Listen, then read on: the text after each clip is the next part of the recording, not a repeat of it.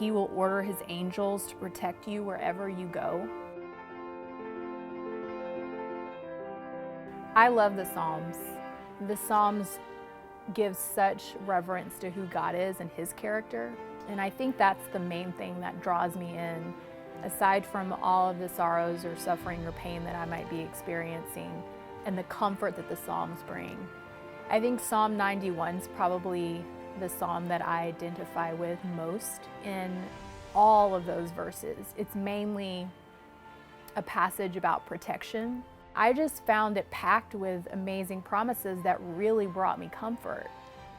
I have such an awareness of not only God's protection, but angelic activity, that sometimes I feel just this incredible courage and bravery in the midst of really scary situations, because I remember, oh no, my angels are here. One time, it was many years ago, someone had pointed out earlier in the week that my headlight was out. There was like an auto parts store right across the street from the church where I was attending at the time. So after church, I saw it and I thought, oh, I need to go over there and get this headlight fixed. I got the headlight and I asked them if they could put it in for me. And they said, no, we don't do that, sorry.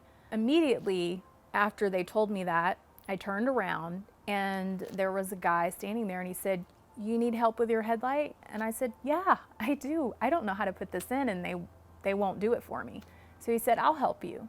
We walk out to my car and he just gets to work. There wasn't a lot of conversation at all. He just asked me to pop my hood and he starts putting in the headlight. I thought it was interesting because I had just parked, so there was like some condensation coming down from my car underneath. It wasn't oil or anything, it was just kind of, I guess, water. But his foot was underneath there as he was bending over under the hood, and I noticed that his shoe was not getting wet with the condensation. I thought, oh, that's strange.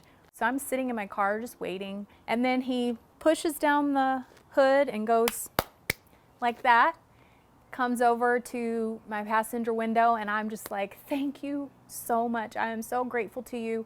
And I said, would you love some hand sanitizer? Because I'm thinking his hands are dirty from messing with my car. And he said, sure.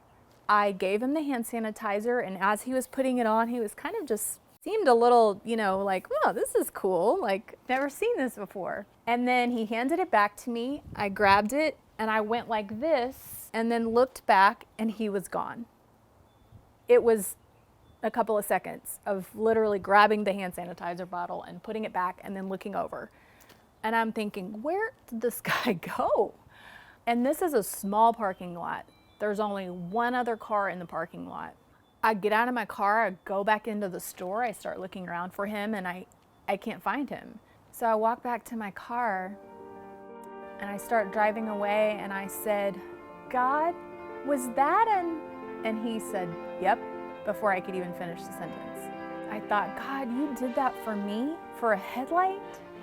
And he was like, yeah, I care about your needs. And I just remember feeling such love. And I thought about those details and thought, well, that was kind of God too, because I trusted him. Because he was a black guy who was older, probably reminded me of like my dad. He had on a wedding ring, so I felt safe.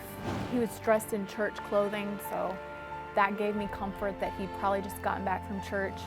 So I will never forget that. I know it was an angel that the Lord sent to help me. If he would send an angel from heaven to help me change my headlight, well, goodness, certainly he can protect me and send angels whenever I'm in trouble or whenever I feel afraid or am discouraged. I just go back to that moment and realize that he cares about that. Certainly he cares about my protection too, and I don't doubt he'll send an army of angels to rescue me if I'm in trouble. That's why this passage really speaks to me, and I memorized it and why I say it every single day. There's not a day that goes by, and I'll keep saying it until I draw my last breath.